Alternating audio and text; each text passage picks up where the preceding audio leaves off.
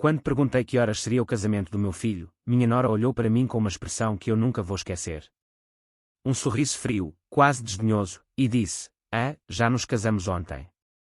As palavras saíram da boca dela como se estivesse me contando sobre o clima, como se estivesse falando sobre algo completamente trivial.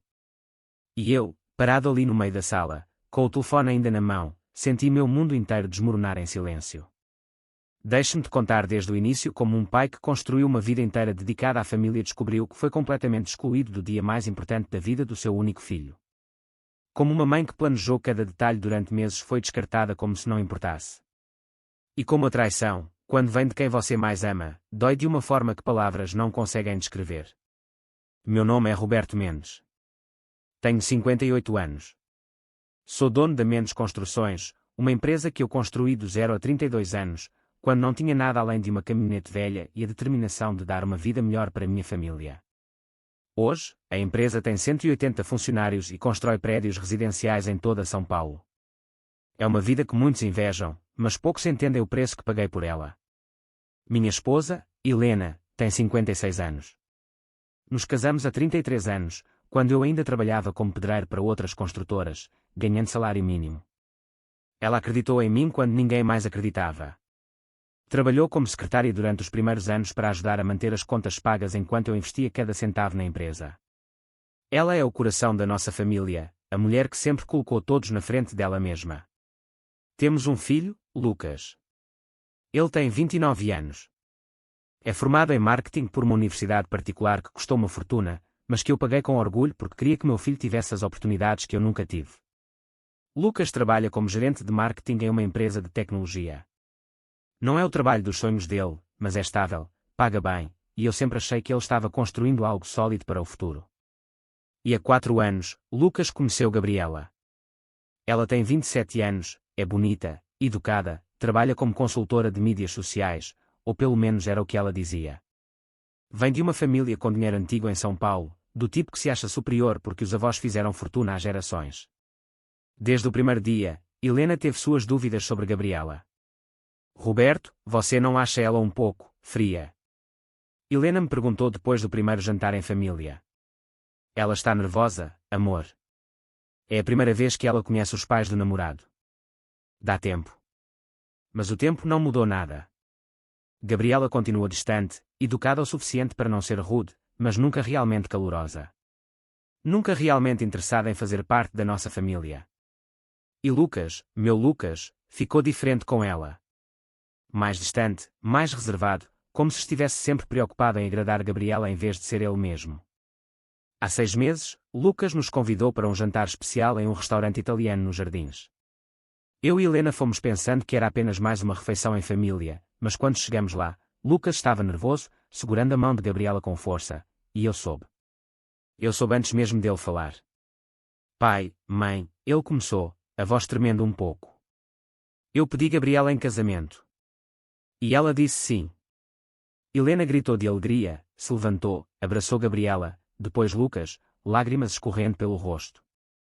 Eu me levantei também, abracei meu filho, senti o orgulho inchar no peito.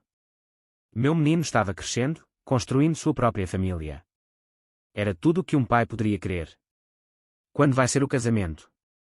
Helena perguntou imediatamente, já com a mente funcionando, planejando, imaginando.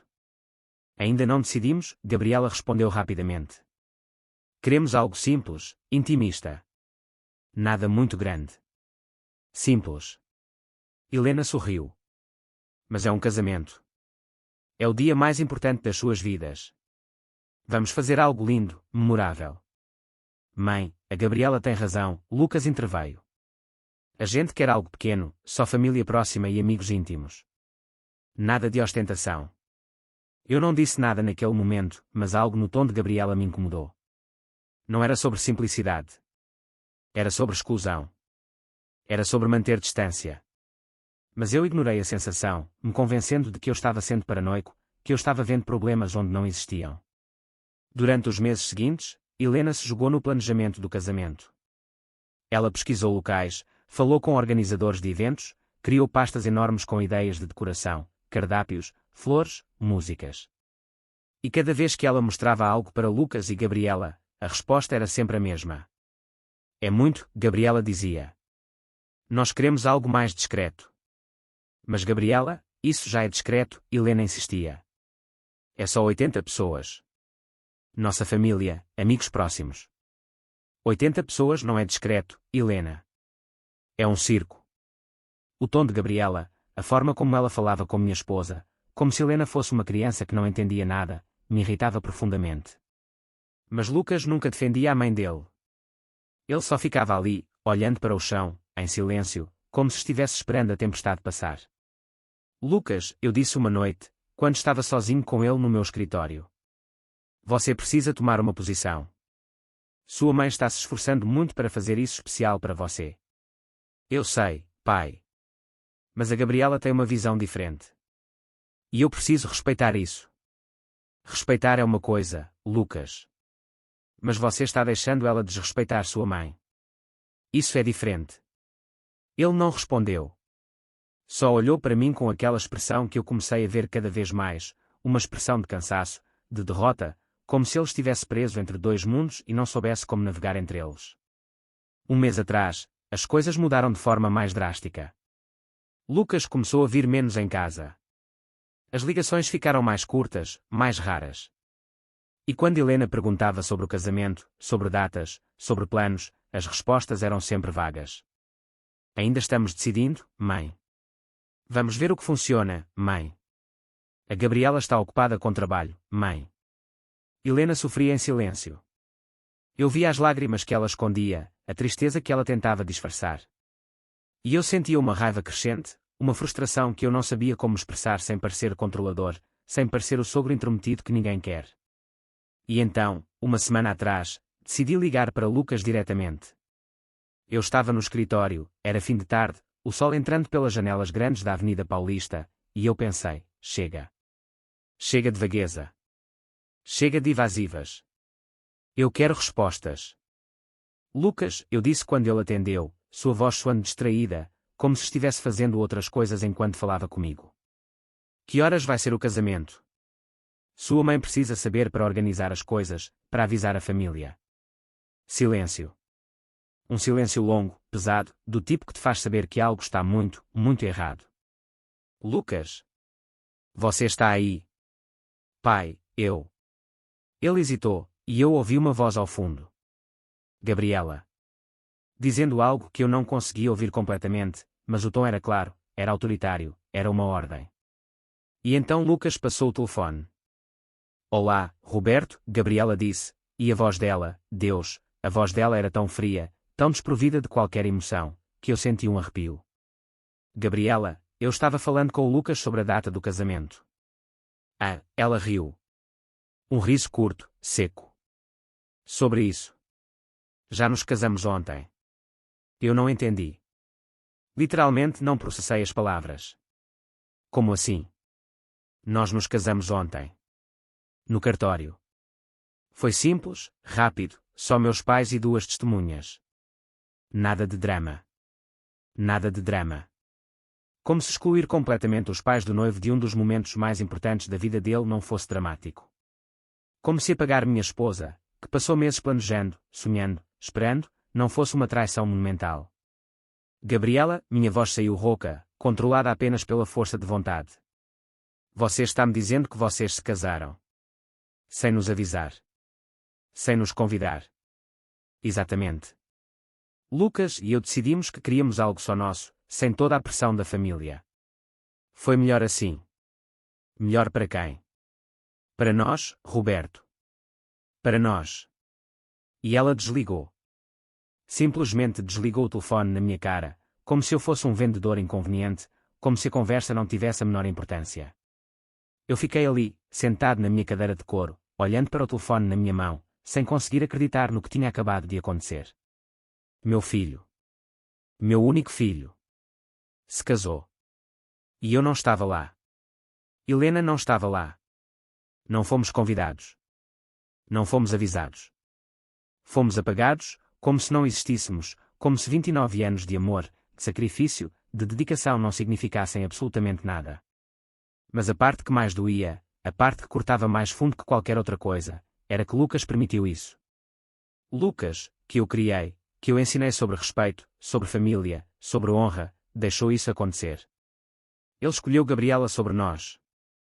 Ele escolheu a conveniência, a facilidade, sobre o amor da família que sempre esteve ao lado dele. E naquele momento, sentado sozinho no meu escritório, eu entendi algo fundamental. Eu tinha perdido meu filho. Não fisicamente, mas emocionalmente. Ele não era mais meu. Ele era de Gabriela. E essa percepção, essa dor crua e inescapável, me destruiu de uma forma que eu nunca imaginei possível. E naquele momento, sentado sozinho no meu escritório, eu entendi algo fundamental. Eu tinha perdido meu filho. Não fisicamente, mas emocionalmente. Ele não era mais meu. Ele era de Gabriela. E essa percepção, essa dor crua e inescapável, me destruiu de uma forma que eu nunca imaginei possível. Mas deixe-me te contar algo que você precisa entender sobre a dor. A dor não vem de uma vez. Ela vem em ondas. A primeira onda foi o choque, a incredulidade de ouvir aquelas palavras. A segunda onda, a que me atingiu sentado ali naquela cadeira, foi a compreensão total da traição. E a terceira onda, a mais devastadora de todas, seria contar para Helena. Eu olhei para o relógio. 6:30 da tarde. Helena estaria em casa, provavelmente preparando o jantar, esperando por mim como ela sempre esperava. E eu teria que chegar lá, olhar nos olhos da mulher que eu amava há 33 anos, e destruir o coração dela com uma notícia que ela jamais poderia imaginar. Dirigi para casa no piloto automático. As ruas de São Paulo, normalmente caóticas, pareciam desfocadas, como se eu estivesse em um sonho, ou melhor, em um pesadelo. Cada semáforo vermelho era uma tortura, mais tempo para pensar, mais tempo para sentir a raiva crescendo dentro de mim como um fogo que não conseguia apagar. Quando cheguei em casa, a casa que eu construí com minhas próprias mãos há 25 anos, a casa onde Lucas cresceu, onde demos as primeiras festas de aniversário dele, onde ensinamos ele a andar, a falar, onde criamos memórias que eu achava que eram sagradas, Helena estava na cozinha. O cheiro de feijão e arroz enchia o ar, algo reconfortante, algo que normalmente me fazia sentir em paz. Mas naquele momento, só me fez sentir náusea. Roberto. Helena me viu parado na entrada da cozinha, e imediatamente seu sorriso desapareceu. Ela me conhecia bem demais. O que aconteceu? É o Lucas. Ele está bem. Ele está bem fisicamente, eu disse, minha voz soando estranha até para mim mesmo. Mas Helena, você precisa sentar. Por quê? Roberto, você está me assustando. Por favor. Senta. Ela se sentou na mesa da cozinha, as mãos tremendo levemente, os olhos já enchendo de lágrimas porque ela sabia, em algum nível profundo, ela já sabia que algo terrível tinha acontecido.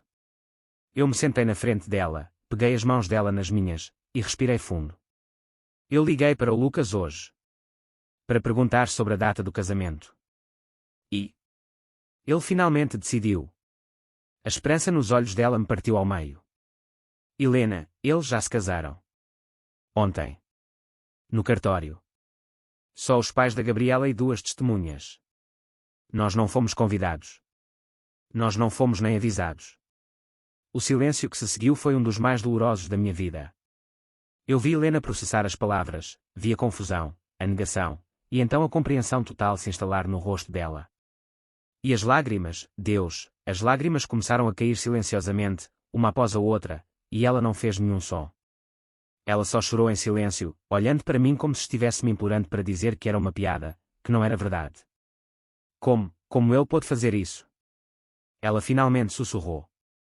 Como o nosso Lucas, o menino que eu carreguei por 9 meses, que eu criei, que eu amei incondicionalmente, como ele pôde me excluir do dia mais importante da vida dele. Não foi ele, eu disse, sentindo a raiva voltar. Foi ela. Foi a Gabriela. Ela planejou isso. Ela convenceu ele. Mas Roberto, ele deixou. Ele é um homem adulto. Ele tem quase 30 anos. Ele fez uma escolha. E a escolha dele foi me apagar, foi nos apagar, como se nós não importássemos. Ela estava certa. E ouvir isso em voz alta, ouvir Helena dizendo o que eu estava tentando negar, tornou tudo mais real, mais permanente. O que nós fazemos agora? Helena perguntou, limpando as lágrimas. Nós ligamos para ele. Nós vamos até lá. Nós exigimos uma explicação. Eu não sei, eu admiti. Parte de mim quer ir até aquele apartamento e arrastar o Lucas para fora. Outra parte de mim quer cortar todo contato, deixar ele ver o que é viver sem a família que sempre esteve ao lado dele. E eu, Helena disse, a voz quebrando, eu só queria acordar e descobrir que isso é um pesadelo. Que meu filho não faria isso comigo. Nós ficamos ali, sentados na cozinha, o jantar esfriando no fogão, esquecido, porque comida era a última coisa nas nossas mentes. E eu pensei em todas as vezes que eu sacrifiquei algo por Lucas. As noites que eu trabalhei até tarde para pagar a escola particular dele. As férias que eu cancelei para garantir que ele tivesse o melhor. O carro que eu comprei para ele quando ele fez 21 anos porque eu queria que ele tivesse independência.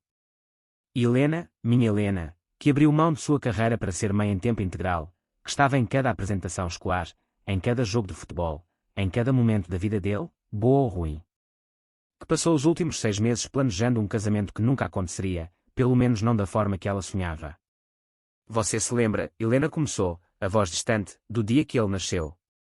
Como você segurou ele pela primeira vez e disse que protegeria ele de tudo. Me lembro. Você cumpriu essa promessa, Roberto. Você protegeu ele de tudo. Exceto dele mesmo. Exceto de fazer as escolhas erradas. E então, como se o universo quisesse adicionar mais sal na ferida, o telefone de Helena tocou. Ela olhou para a tela, e eu vi o nome, Lucas. Atende, eu disse. Vamos ouvir o que ele tem a dizer.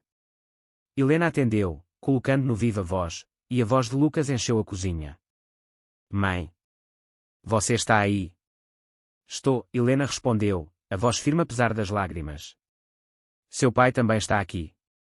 Olha, eu sei que vocês já sabem. E eu queria explicar. Explicar. Eu interrompi, incapaz de me conter. Explicar o quê, Lucas? Como você se casou sem nós contar? Como você excluiu sua mãe do dia mais importante da sua vida? Pai, não foi assim. A Gabriela e eu, nós só queríamos algo simples, sem pressão, sem expectativas. E vocês, especialmente a mãe, estavam transformando isso em algo enorme, algo que a gente não queria. Eu estava tentando fazer algo especial para você.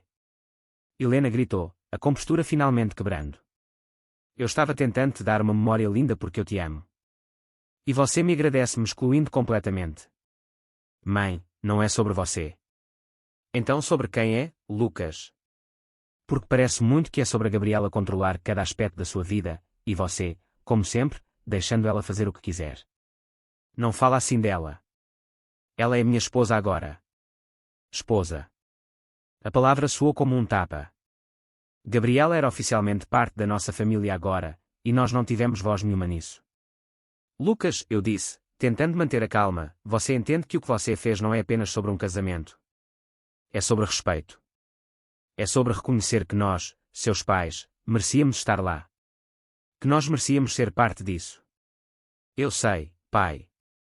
E eu sinto muito. Mas foi a decisão que a gente tomou, e agora está feito.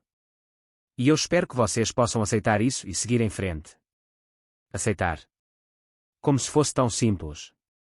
Como se décadas de amor e dedicação pudessem ser descartadas com um pedido casual de aceitação.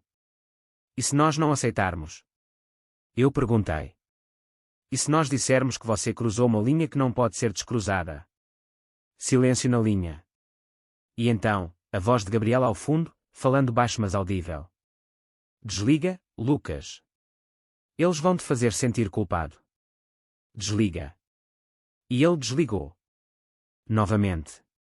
Meu filho desligou o telefone na nossa cara, e a mensagem era clara. Gabriela vinha primeiro. Sempre viria primeiro. E nós, os pais que deram tudo por ele, éramos agora uma prioridade secundária, talvez nem isso. Helena começou a soluçar, não mais silenciosamente, mas profundamente, com todo o corpo tremendo. Eu a abracei, sentindo minhas próprias lágrimas finalmente caindo, porque o que mais eu poderia fazer? Nosso filho tinha feito uma escolha. E essa escolha não incluía nós. Naquela noite, nós não comemos. Nós só ficamos ali, abraçados na cozinha, processando uma dor que parecia não ter fim. E eu pensei uma coisa que minha mãe, que Deus a tenha, costumava dizer: a pior dor não vem de um inimigo. Vem de quem você ama.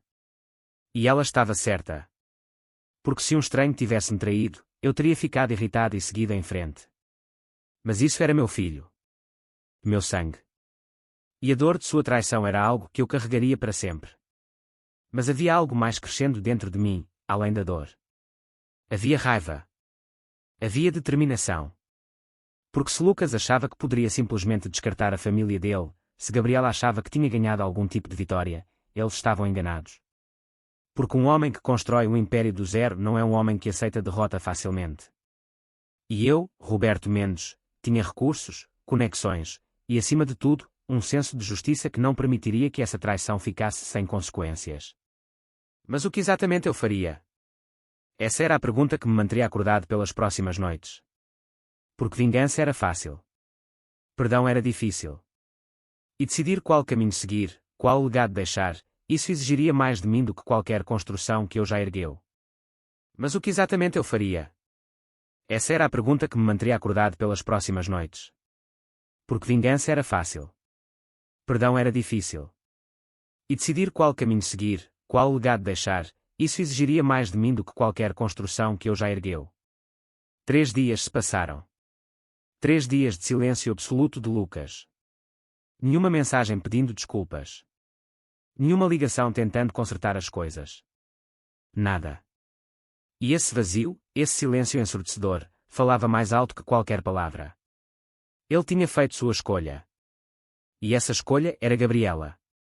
Helena passou esses dias como um fantasma na própria casa. Ela acordava, ia para o quarto de Lucas, o quarto que mantínhamos exatamente como ele deixou quando se mudou há 3 anos, e ficava lá sentada, olhando para as fotos na parede, os troféus de futebol da adolescência, os livros escolares ainda na estante. E eu a via chorando em silêncio, acariciando a foto de Lucas aos 8 anos, sorrindo com os dentes de leite faltando, feliz, inocente, completamente alheio ao homem que se tornaria. Onde foi que erramos? Ela me perguntou na 3ª noite, quando finalmente saiu do quarto dele. Roberto, nós demos tudo para ele. Amor, educação, suporte. Onde foi que falhamos em ensinar ele sobre lealdade, sobre família? Nós não falhamos, eu disse, mas até eu duvidava das minhas próprias palavras. Ele fez escolhas. Escolhas ruins influenciadas por uma mulher que não tem respeito por nada além dela mesma. Mas ele deixou ela influenciar. Isso também é culpa dele. Ele é um adulto, Roberto. Não podemos continuar culpando apenas a Gabriela. Ela tinha razão. E essa verdade era amarga como fel. Na manhã do 4º dia, minha irmã, Camila, apareceu em casa sem avisar. Ela é 4 anos mais nova que eu, mais direta, menos diplomática, e quando Helena contou o que tinha acontecido, eu vi a fúria acender nos olhos dela. Aquele moleque fez o quê? Ela praticamente gritou. Ele se casou sem vocês. E ainda teve a audácia de desligar o telefone na cara de vocês. Camila, por favor, Helena disse, cansada. Gritar não vai mudar nada. Não, mas a ação vai. Camila se virou para mim. Roberto, o que você vai fazer sobre isso? Eu não sei ainda. Como assim não sabe? Você é Roberto Mendes. O homem que construiu uma empresa do zero, que nunca deixou ninguém passar por cima dele. E agora seu próprio filho te desrespeita e você fica aí sentado sem fazer nada. Ele é meu filho, Camila. Não é tão simples. Exatamente. Ele é seu filho. E como pai, você tem a responsabilidade de ensinar ele que ações têm consequências. Mesmo agora. Especialmente agora. Suas palavras ecoaram em mim pelo resto do dia. Ações têm consequências. Durante toda a minha vida, eu vivi por esse princípio. Funcionários que roubavam eram demitidos. Parceiros que mentiam eram cortados. Eu construí minha reputação sendo justo mas implacável. E agora, quando se tratava do meu próprio filho, eu estava hesitando. Naquela tarde, fui até o meu escritório em casa, um espaço que eu raramente usava, preferindo trabalhar na empresa. Mas ali havia arquivos, documentos, registros de tudo relacionado à família. E eu precisava ver algo específico. Encontrei o que procurava em uma pasta verde, o testamento. Eu o tinha feito há 5 anos, logo depois que Lucas se formou na faculdade. Nele, eu deixava 40% da empresa para Lucas, 40% para Helena, e 20% divididos entre instituições de caridade. Era generoso, mais do que generoso. E Lucas nem sabia da extensão do que ele herdaria um dia. Mas será que ele merecia? Eu olhei para outro documento, um que eu tinha guardado há anos mas nunca usei, uma procuração que Lucas assinou quando tinha 23 anos, me dando poder para agir em nome dele em questões financeiras se ele estivesse indisponível. Era algo comum, algo que muitos pais pediam aos filhos para emergências. E tecnicamente, ainda era válido. Eu poderia usar isso. Eu poderia fazer muitas coisas com isso. Mas seria certo. Enquanto eu ponderava, meu telefone tocou. Era um número que eu não reconhecia, mas atendi mesmo assim. Alô? Senhor Mendes. Uma voz feminina, jovem, nervosa. Meu nome é Júlia. Eu era colega de trabalho do Lucas. Era. Sim, senhor. Eu ligo porque, bem, eu acho que o senhor deveria saber. O Lucas foi demitido ontem. Meu estômago caiu. Demitido? Por quê? Ele estava faltando muito. Chegando atrasado. E quando estava aqui, passava metade do tempo discutindo com a Gabriela no telefone. O chefe dele perdeu a paciência. E por que você está me contando isso? Porque, Sr. Mendes, eu conheço o Lucas há 3 anos. Ele não era assim antes. Ele era dedicado, pontual, bom no trabalho. Mas desde que se casou, ele mudou. E eu achei que alguém da família dele deveria saber. Ela desligou antes que eu pudesse responder, e eu fiquei ali, processando essa nova informação. Lucas tinha perdido o emprego. E ele não nos contou. Claro que não contou. Porque isso significaria admitir que as coisas não estavam perfeitas. Que a vida dele com Gabriela não era o conto de fadas que ele queria que fosse. Quando contei para Helena, ela ficou pálida. Roberto, isso significa que eles não têm renda. O apartamento deles, o aluguel é caro. Como eles vão pagar? Eu imagino, eu disse lentamente, que em breve receberemos uma ligação. Pedindo dinheiro. Como sempre. E eu estava certo. Na manhã seguinte, uma mensagem de Lucas apareceu no meu celular. Não um pedido de desculpas. Não uma tentativa de reconciliação. Apenas. Pai, eu preciso de um empréstimo. 15.000. É urgente. Posso pagar de volta em alguns meses. 15.000 reais. Como se fosse nada. Como se eu fosse um banco automático, sempre disponível, sempre pronto para resolver os problemas dele sem perguntas.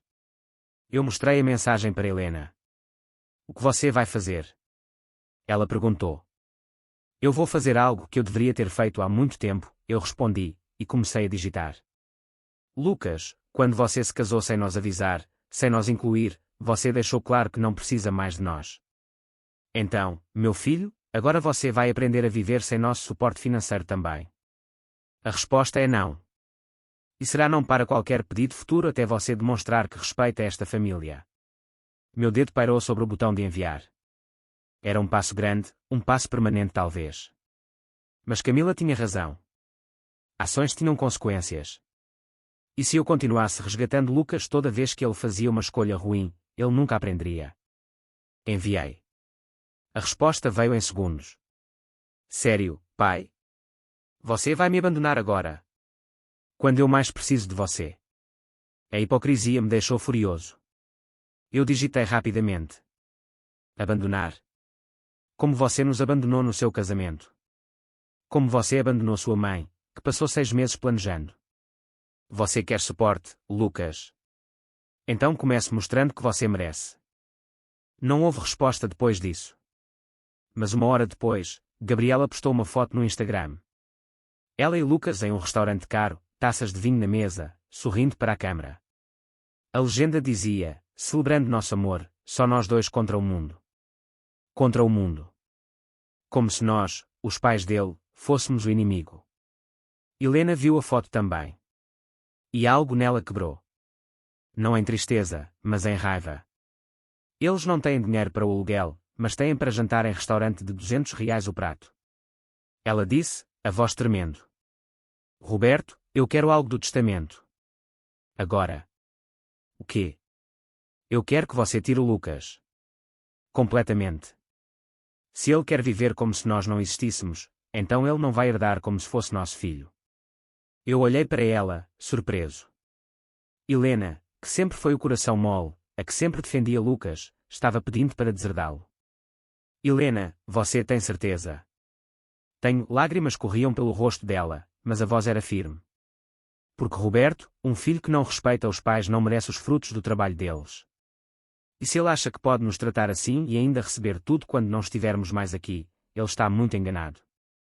Foi nesse momento que tomei minha decisão. Não seria apenas sobre dinheiro. Seria sobre ensinar uma lição que Lucas claramente nunca aprendeu. Que família não é opcional. Que respeito não é negociável. E que quando você queima pontes, às vezes não há volta. Liguei para o Dr. Fernando Reis, meu advogado há 20 anos. Fernando, eu preciso fazer mudanças no testamento. Imediatamente. Claro, Roberto. Que tipo de mudanças? Eu quero tirar meu filho completamente. Zero. Nada. Tudo vai para a Helena em um trust vitalício. Depois dela, para a caridade. Silêncio na linha. Roberto, isso é permanente. Você tem certeza? Completamente. E Fernando, eu quero isso feito hoje. Registrado, oficial, impossível de contestar. Vai estar pronto em 3 horas. Mas eu não parei aí. Liguei para meu contador. Maurício, o apartamento da Vila Madalena que eu comprei 5 anos atrás e coloquei no nome do Lucas. Eu quero de volta. Roberto, tecnicamente está no nome dele. A transferência pode ser complicada. Você não entendeu. O apartamento foi um presente com a condição implícita de respeito familiar. Essa condição foi quebrada. Encontre uma forma legal. Doação condicional não cumprida, o que você quiser. Mas eu quero aquele apartamento de volta. Vai demorar, mas é possível. Peguei também outro documento, um que eu tinha esquecido, o carro de Lucas, um Civic 2020, estava no meu nome ainda. Eu tinha planejado transferir quando ele se estabilizasse. Bem, agora ele nunca seria transferido. Liguei para a seguradora, cancelei o seguro em nome dele, liguei para o financiamento, informei que o carro deveria ser recolhido se ele não assumisse as parcelas completamente. E por último, algo que eu sabia que doleria, o plano de saúde da família, que cobria Lucas ainda. Cancelado. Helena me observava fazer tudo isso em silêncio. E quando terminei, ela perguntou: Você acha que estamos sendo cruéis? Não, eu respondi. Estamos sendo pais. Pais de verdade. Porque amar um filho não significa deixar ele te desrespeitar. Significa ensinar ele, mesmo quando dói, mesmo quando é difícil, que suas ações têm peso no mundo real. Mas mesmo dizendo isso, mesmo acreditando nisso, uma parte de mim se perguntava: e se estivermos indo longe demais? E se isso destruísse qualquer chance de reconciliação? Essas perguntas me assombrariam nas próximas semanas. Porque quando você corta alguém que você ama, você também corta uma parte de si mesmo. E a dor disso, a dor de escolher justiça sobre conforto emocional, era algo que testaria tudo que eu achava que sabia sobre ser pai. Essas perguntas me assombrariam nas próximas semanas. Porque quando você corta alguém que você ama, você também corta uma parte de si mesmo. E a dor disso, a dor de escolher justiça sobre conforto emocional, era algo que testaria tudo que eu achava que sabia sobre ser pai. 2 semanas depois, recebi uma ligação do Dr. Fernando. Roberto, você precisa saber de algo. Lucas tentou contestar as mudanças no testamento. Como ele soube? Aparentemente, ele tentou acessar documentos financeiros usando aquela procuração antiga. Meu escritório informou que ela foi revogada e que ele não tinha mais acesso. Ele ficou, digamos, descontrolado. O que ele disse? Que você está sendo cruel, que ele é seu único filho, que não tem direito de deserdá-lo. Eu informei que, legalmente, você tem todo o direito. E que as mudanças são irreversíveis a menos que você decida alterá-las. Não vou alterar. Imaginei. Mas Roberto, ele também perguntou sobre o apartamento da Vila Madalena. Acho que recebeu a notificação dos advogados sobre a ação de reversão de doação condicional. E ele disse que vai lutar. Que não vai sair. Gabriela estava com ele, ouvi a voz dela ao fundo dizendo para processar você por abuso de poder familiar. Abuso de poder. A ironia me fez rir amargamente. Eu, que dei tudo para aquele menino, agora era acusado de abuso por retirar o que nunca deveria ter sido dado incondicionalmente. Fernando, acelera o processo. Quero uma ordem de despejo se necessário. Roberto, tem certeza? Isso vai criar uma guerra aberta. A guerra já começou, Fernando. Quando ele se casou sem nós contar. Eu só estou reagindo agora. Naquela noite, Lucas apareceu na nossa porta. Sem avisar, sem ligar antes, simplesmente tocou a campainha às 9 da noite. Helena estava na sala, assistindo televisão tentando se distrair, e quando ouviu a campainha, seu rosto ficou branco. É ele, ela sussurrou. Roberto, é o Lucas. Eu sei. Você vai atender. Vou. Mas você não precisa estar aqui se não quiser. Não, Helena se levantou, endireitando as costas. Eu quero estar aqui. Eu quero ouvir o que ele tem a dizer. Abri a porta. Lucas estava ali, e pela primeira vez em semanas, eu realmente olhei para ele. Ele estava diferente. Mais magro, com olheiras profundas, a barba por fazer, as roupas amarrotadas. Ele parecia exausto, derrotado, mas também furioso. Podemos conversar? Ele perguntou, a voz tensa. Entre. Ele entrou, e foi direto para a sala onde Helena estava. Ele olhou para ela, e por um momento, eu vi algo no rosto dele, algo que parecia remorso. Mas passou rápido. Mãe, pai, nós precisamos resolver isso. Resolver o quê, Lucas? Helena perguntou, a voz calma mas fria. Resolver o fato de você ter nos excluído do seu casamento. Ou resolver o fato de você só aparecer aqui quando precisa de alguma coisa. Não é assim. Então como é? Eu perguntei. Porque até agora, Lucas, você não deu uma única desculpa verdadeira. Você não demonstrou nenhum remorso genuíno. Você só apareceu aqui porque está com problemas financeiros e descobriu que cortamos seu acesso. Vocês não têm direito de me deserdar. Tenho todo o direito. E já está feito. Isso é vingança. Vocês estão sendo vingativos porque eu tomei uma decisão sobre minha própria vida. Não, Helena se levantou, caminhando até ele. Isso é consequência, Lucas. Consequência de você ter desrespeitado sua família, de ter tratado a mãe como se ela não importasse, de ter escolhido a Gabriela sobre todos que te amaram incondicionalmente por 29 anos. A Gabriela é minha esposa. E nós somos seus pais.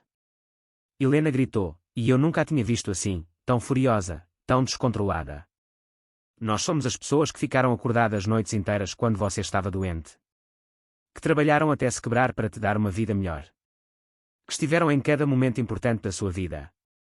E você nos pagou com traição. Não foi traição. Foi uma escolha pessoal. Uma escolha de nos excluir completamente.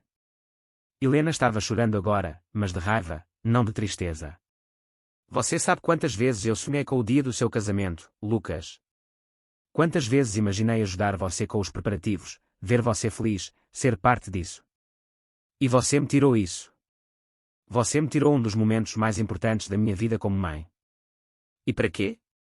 Para agradar a Gabriela e os pais metidos dela que sempre nos olharam com desdém. Lucas ficou em silêncio, e eu vi lágrimas nos olhos dele também. Mas ele não pediu desculpas. Ele não admitiu erro. Ele só desviou o olhar. Eu preciso do apartamento, ele finalmente disse. E do carro. Vocês não podem simplesmente tirar essas coisas de mim. Posso e vou, eu respondi. Porque Lucas, essas coisas foram presentes condicionais. A condição era respeito. Você quebrou essa condição. Eu perdi meu emprego. Gabriela e eu não temos renda. Vocês querem que a gente fique na rua. Gabriela tem família rica, não tem. Helena disse, sarcástica. Os pais tão superiores dela, que foram os únicos importantes o suficiente para estar no casamento de vocês. Pede ajuda para eles. Eles disseram que a gente precisa aprender a se virar sozinhos. E ali estava. A verdade finalmente saindo. Os pais de Gabriela, que tinham tanto dinheiro, que tinham encorajado esse casamento secreto, agora se recusavam a ajudar. E Lucas, acostumado a sempre ter uma rede de segurança, estava em queda livre. Então, eu disse calmamente, vocês estão aprendendo o que é viver sem suporte familiar. É exatamente o que vocês nos disseram que queriam. Uma vida só de vocês, sem interferência da família. Parabéns, conseguiram. Pai, eu estou pedindo ajuda. E eu estou dizendo não. Como você me disse não quando pedi para ser incluído no casamento. Isso é diferente. Essas perguntas me assombrariam nas próximas semanas. Porque quando você corta alguém que você ama, você também corta uma parte de si mesmo. E a dor disso, a dor de escolher justiça sobre conforto emocional, era algo que testaria tudo que eu achava que sabia sobre ser pai. 2 semanas depois, recebi uma ligação do Dr. Fernando. Roberto, você precisa saber de algo. Lucas tentou contestar as mudanças no testamento. Como ele soube? Aparentemente, ele tentou acessar documentos financeiros usando aquela procuração antiga. Meu escritório informou que ela foi revogada e que ele não tinha mais acesso. Ele ficou, digamos, descontrolado. O que ele disse? Que você está sendo cruel, que ele é seu único filho, que não tem direito de deserdá-lo. Eu informei que, legalmente, você tem todo o direito. E que as mudanças são irreversíveis a menos que você decida alterá-las. Não vou alterar. Imaginei. Mas Roberto, ele também perguntou sobre o apartamento da Vila Madalena. Acho que recebeu a notificação dos advogados sobre a ação de reversão de doação condicional.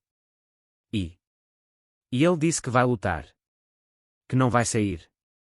Gabriela estava com ele, ouvi a voz dela ao fundo dizendo para processar você por abuso de poder familiar. Abuso de poder. A ironia me fez rir amargamente. Eu, que dei tudo para aquele menino, agora era acusado de abuso por retirar o que nunca deveria ter sido dado incondicionalmente. Fernando, acelera o processo. Quero uma ordem de despejo se necessário. Roberto, tem certeza? Isso vai criar uma guerra aberta. A guerra já começou, Fernando. Quando ele se casou sem nós contar. Eu só estou reagindo agora. Naquela noite, Lucas apareceu na nossa porta. Sem avisar, sem ligar antes, simplesmente tocou a campainha às 9 da noite. Helena estava na sala, assistindo televisão tentando se distrair, e quando ouviu a campainha, seu rosto ficou branco. É ele, ela sussurrou. Roberto, é o Lucas. Eu sei. Você vai atender. Vou. Mas você não precisa estar aqui se não quiser. Não, Helena se levantou, endireitando as costas. Eu quero estar aqui. Eu quero ouvir o que ele tem a dizer. Abri a porta. Lucas estava ali, e pela primeira vez em semanas, eu realmente olhei para ele. Ele estava diferente. Mais magro, com olheiras profundas, a barba por fazer, as roupas amarrotadas. Ele parecia exausto, derrotado, mas também furioso. Podemos conversar? Ele perguntou, a voz tensa. Entre. Ele entrou, e foi direto para a sala onde Helena estava. Ele olhou para ela, e por um momento, eu vi algo no rosto dele, algo que parecia remorso. Mas passou rápido. Mãe, pai, nós precisamos resolver isso.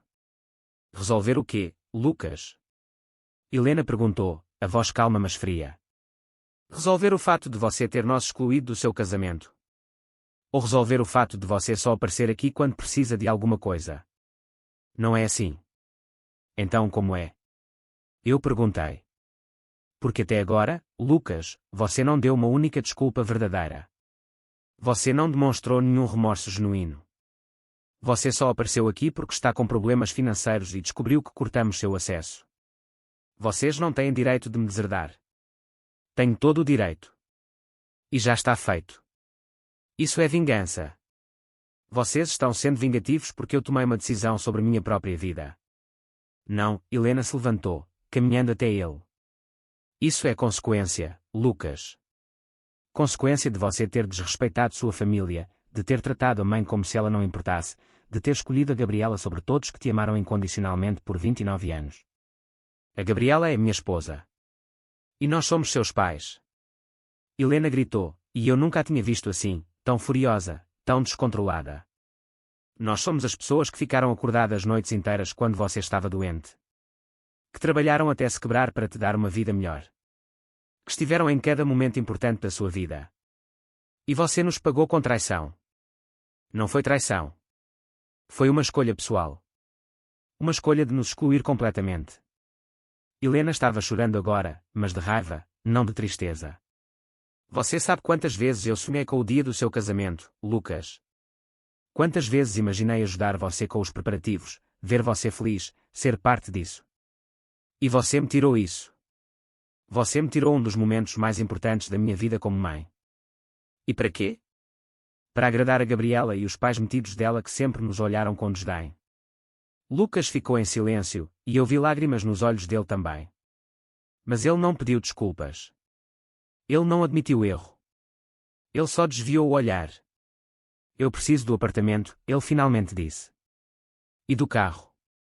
Vocês não podem simplesmente tirar essas coisas de mim. Posso e vou, eu respondi. Porque Lucas, essas coisas foram presentes condicionais. A condição era respeito. Você quebrou essa condição. Eu perdi meu emprego. Gabriela e eu não temos renda. Vocês querem que a gente fique na rua. Gabriela tem família rica, não tem. Helena disse, sarcástica. Os pais tão superiores dela, que foram os únicos importantes o suficiente para estar no casamento de vocês. Pede ajuda para eles. Eles disseram que a gente precisa aprender a se virar sozinhos. E ali estava. A verdade finalmente saindo. Os pais de Gabriela, que tinham tanto dinheiro, que tinham encorajado esse casamento secreto, agora se recusavam a ajudar. E Lucas, acostumado a sempre ter uma rede de segurança, estava em queda livre. Então, eu disse calmamente, vocês estão aprendendo o que é viver sem suporte familiar. É exatamente o que vocês nos disseram que queriam. Uma vida só de vocês, sem interferência da família. Parabéns, conseguiram. Pai, eu estou pedindo ajuda. E eu estou dizendo não. Como você me disse não quando pedi para ser incluído no casamento. Isso é diferente. Como é diferente? Helena perguntou. Você nos negou algo que era nosso direito como pais. Agora estamos negando algo que você acha que tem direito como filho. Mas Lucas, direitos vêm com responsabilidades. E você abandonou suas responsabilidades com esta família. Foi então que a porta se abriu novamente, e Gabriela entrou. Ela não tinha sido convidada, ela simplesmente entrou na minha casa como se tivesse direito. Chega, ela disse, marchando até Lucas e pegando o braço dele, vamos embora, Lucas. Eles deixaram claro que não se importam com você. Não se importam. Helena riu, um som sem humor, nós demos nossa vida por ele. E você, Gabriela, você o que deu? Além de manipulação, além de isolamento da família dele. Eu dei amor. Coisa que vocês claramente não sabem o que é, já que estão punindo o próprio filho por ter se casado. Punindo. Eu dei um passo à frente. Gabriela, você orquestrou um casamento secreto especificamente para nos excluir. Você postou fotos nas redes sociais se vangloriando de estar contra o mundo, tratando os pais do seu marido como inimigos. E agora está surpresa que há consequências.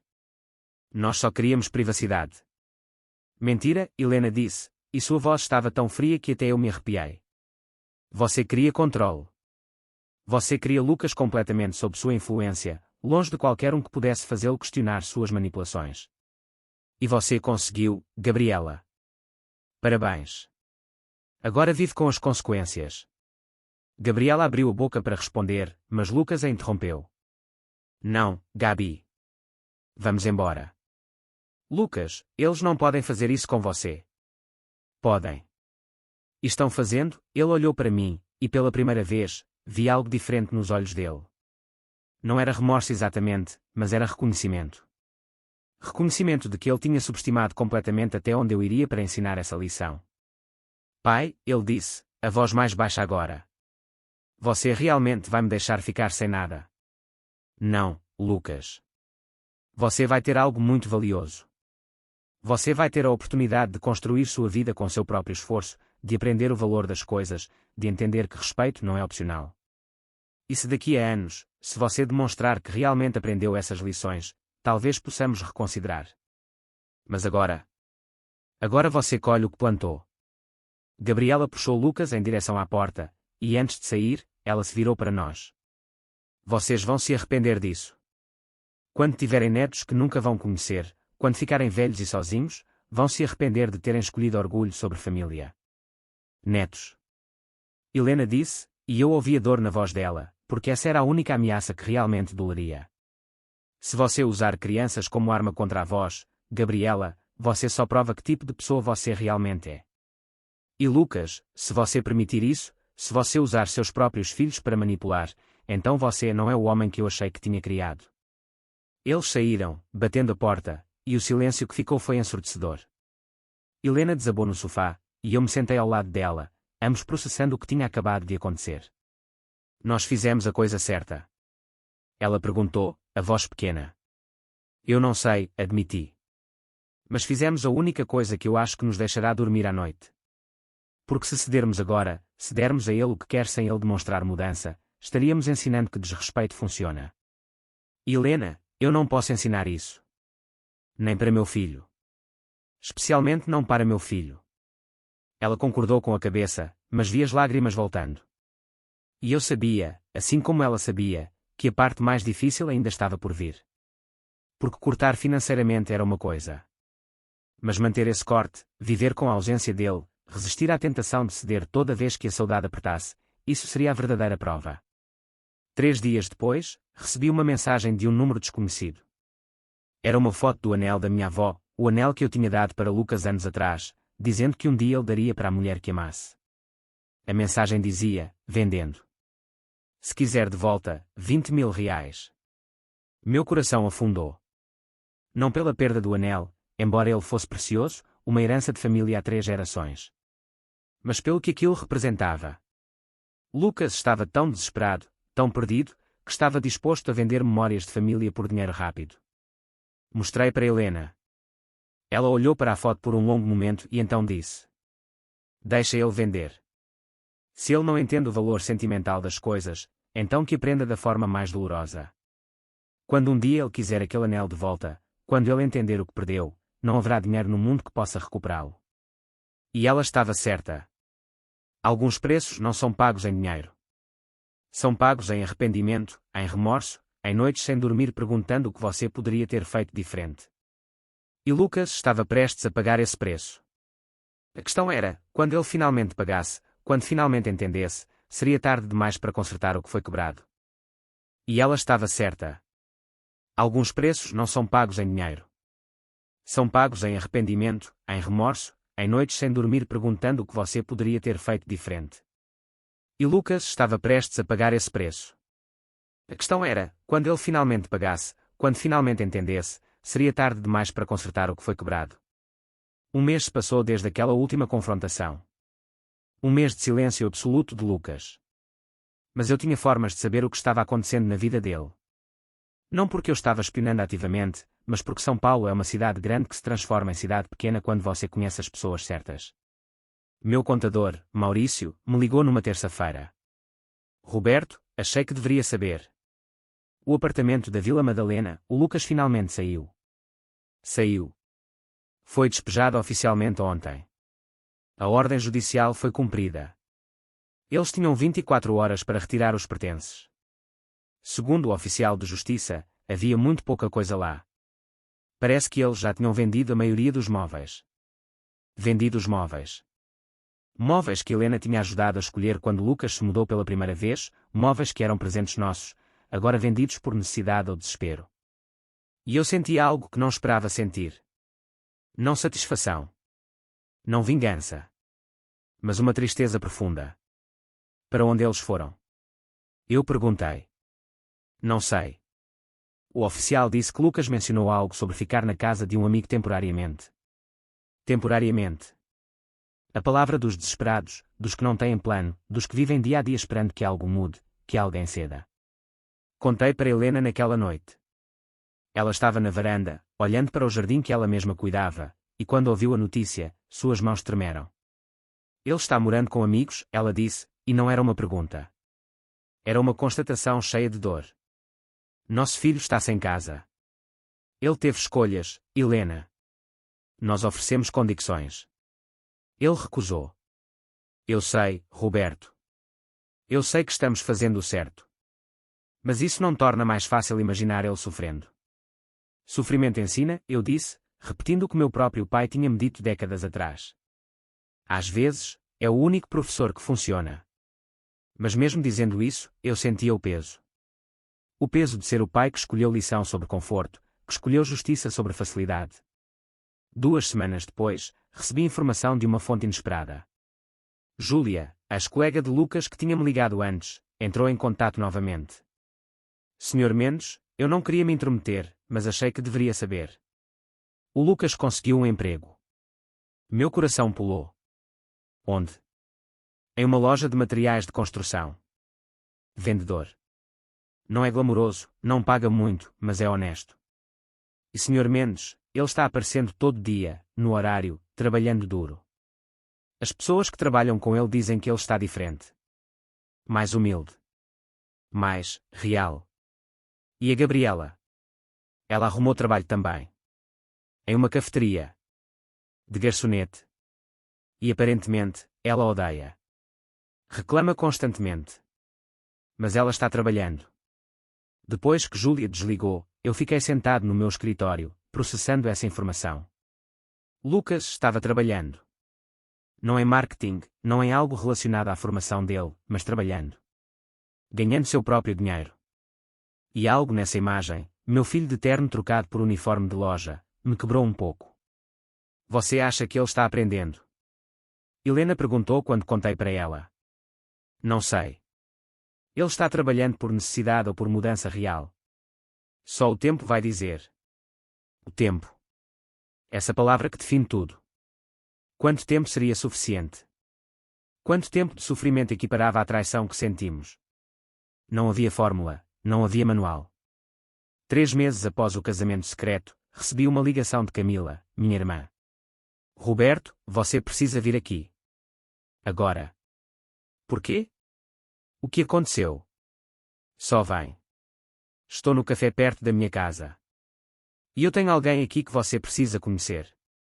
Quando cheguei, encontrei Camila sentada com uma mulher que eu não conhecia.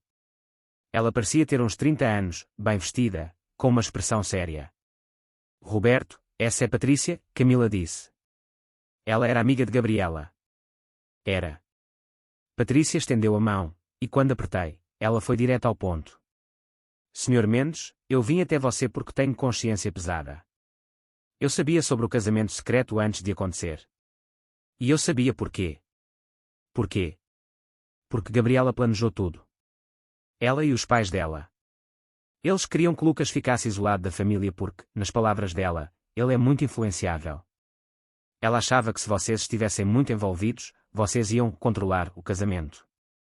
E os pais dela, eles sempre acharam que a família de vocês era inferior.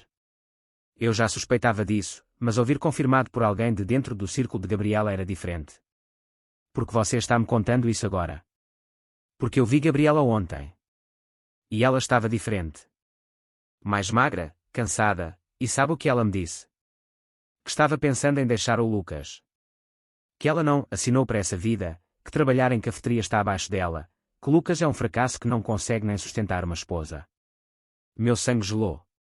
Ela vai deixá-lo. Ela disse que está considerando. Que os pais dela ofereceram bancar um apartamento para ela se ela se divorciar e recomeçar sem o peso de um marido desempregado. Camila me olhou, e eu vi nos olhos dela a mesma coisa que eu estava sentindo. Raiva. Porque por mais que Lucas tivesse errado, por mais que ele tivesse nos traído, ele ainda era meu filho. E a ideia de Gabriela, que orquestrou tudo isso, que nos excluiu, que agora ia abandoná-lo quando as coisas ficaram difíceis, me enchia de uma fúria que eu não sabia que tinha. Obrigado por me contar, eu disse para Patrícia.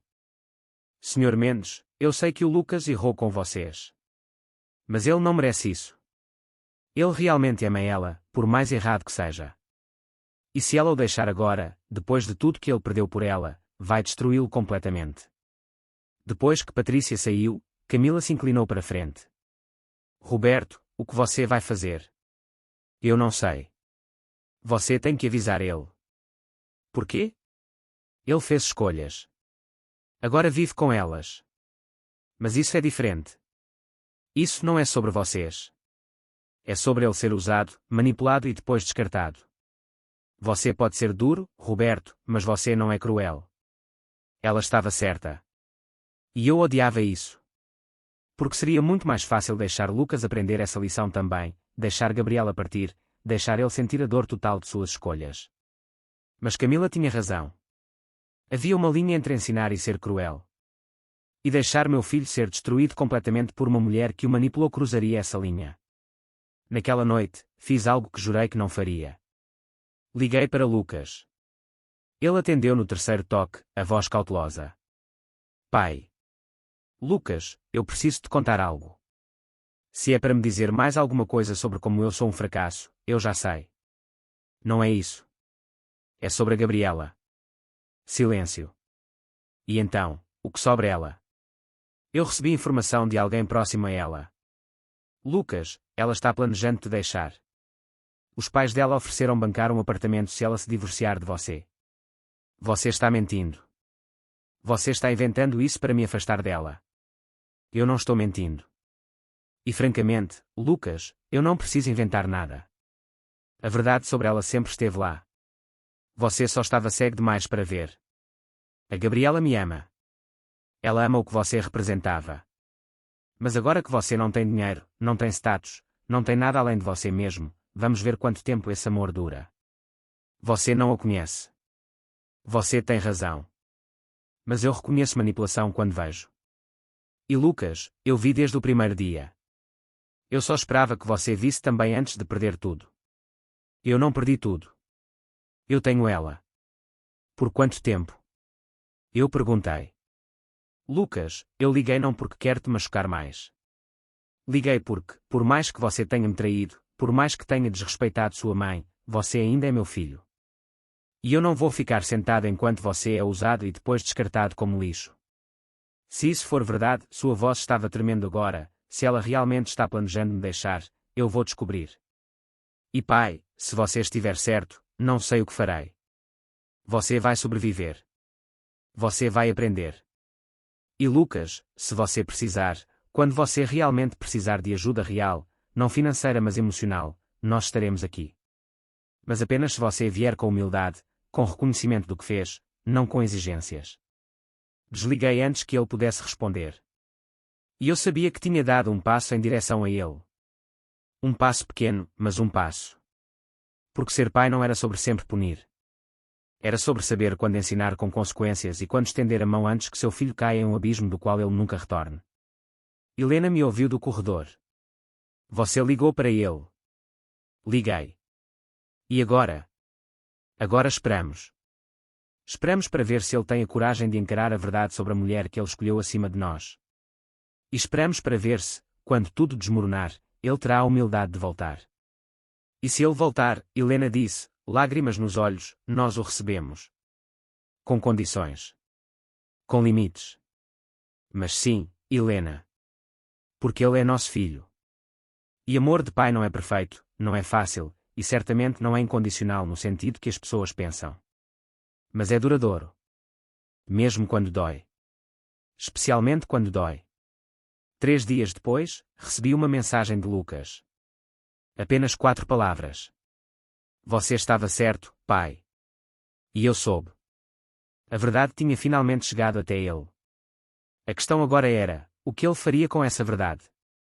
3 dias depois, recebi uma mensagem de Lucas. Apenas 4 palavras, você estava certo, pai. E eu soube. A verdade tinha finalmente chegado até ele. A questão agora era, o que ele faria com essa verdade? Liguei imediatamente. O que aconteceu? Sua voz saiu quebrada. Ela foi embora. Disse que não assinou contrato para essa vida, que trabalhar em loja desvalorizava a marca dela. Os pais ofereceram apartamento se ela se divorciasse. Ela pegou as malas e saiu. Respirei fundo. Onde você está? Na praça. Sem casa. O amigo não pode mais me hospedar. Olhei para Helena. Vi lágrimas e determinação. Fica aí. Vou-te buscar. Quando cheguei, encontrei um homem quebrado. Magro, barba por fazer, olhos vermelhos. Sentei ao lado. Pai, eu destruí tudo. Joguei fora tudo que vocês me deram por alguém que me usou e descartou. Você fez escolhas ruins. Agora vai fazer escolhas certas. Respirei. Vou-te fazer uma proposta. Única. Se recusar ou quebrar, não há segunda chance. Você vai morar num apartamento que aluguei. Pequeno, simples. Vai continuar na loja. Vai fazer terapia, paga por mim durante 6 meses. Depois, você assume. Visitas marcadas. 0 dinheiro extra. 0 resgates. E Lucas, você vai pedir desculpas reais para sua mãe. Com reconhecimento do que fez. Vai reconquistar respeito com ações. Concorda? Concordo com tudo. Só quero uma chance. O apartamento era um estúdio de 30 metros em Moca. Básico: cama, fogão, mesa. 3 meses pagos. Depois, é seu. Você tem emprego, saúde, capacidade. O resto é contigo. Ele olhou ao redor. É perfeito. Mais do que mereço. Aquela resposta me deu a primeira centelha de esperança real. No domingo, Lucas veio almoçar. Primeira vez em 4 meses. Chegou com flores baratas de mercado para Helena. Se ajoelhou. Mãe, te peço perdão. Não pelo casamento, mas por te excluir. Por descartar 6 meses do teu amor como se não significassem nada. Você é a melhor mãe do mundo. Eu fui o pior filho. Não peço que esqueças. Só a chance de provar que aprendi. Helena chorou e o abraçou. Perdoar não é esquecer. É te dar chance de provar mudança. Mas Lucas, se me decepcionar de novo, não sei se meu coração aguenta. Não vou decepcionar. Juro. E pela primeira vez, acreditei. Porque não era um menino mimado. Era um homem quebrado, pronto para crescer. 6 meses depois, observei mudança real. Trabalhava 6 dias, fazia cursos gratuitos à noite, e à terapia religiosamente. Me ligou, me ofereceram supervisão. Aumento de 40%. Posso aceitar? Porque pergunta. Quero sua opinião, não permissão. Sorri. Aceita. Você merece. Obrigado por não ter desistido. Nunca desisti. Só esperei você acordar.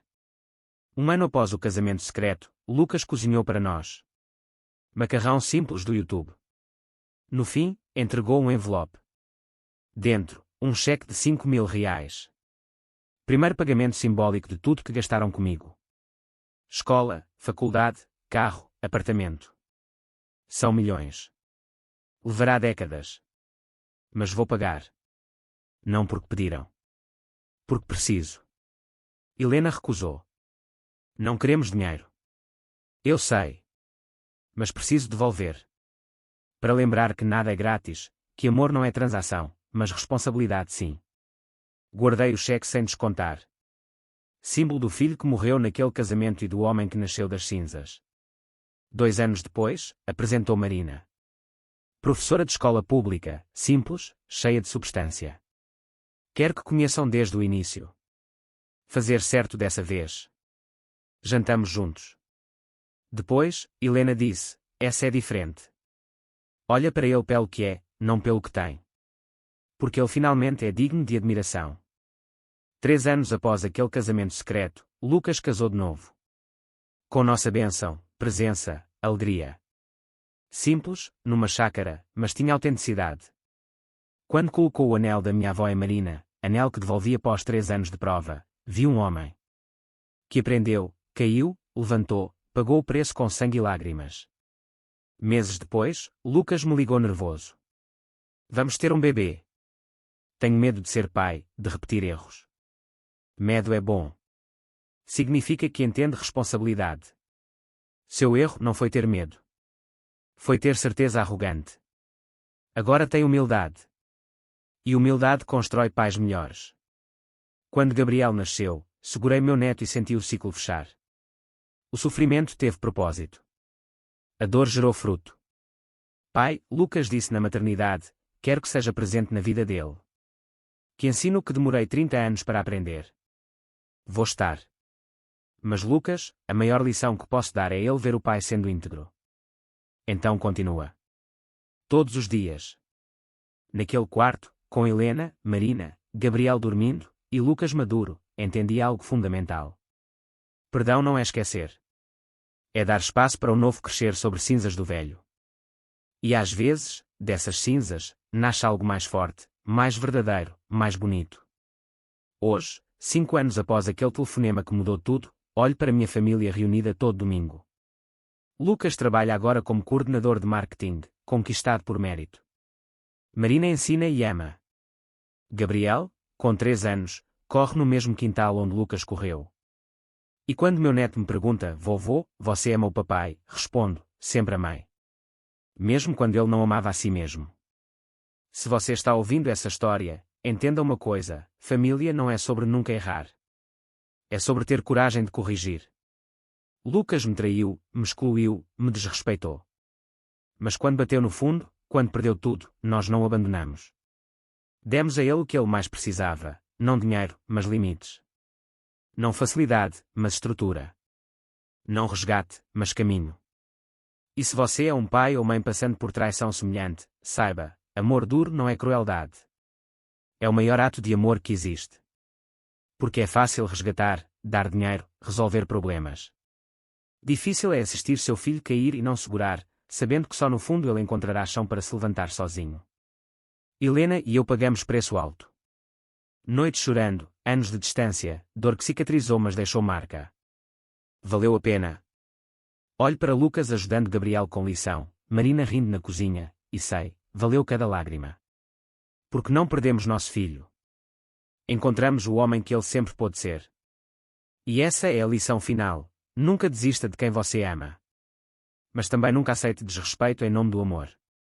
Há uma linha tênue entre apoiar e permitir. Entre amar e ser capaz. E quando você encontra essa linha, quando segura firme nela mesmo quando dói, você não está sendo cruel. Está sendo pai. Está sendo mãe. Está sendo família de verdade.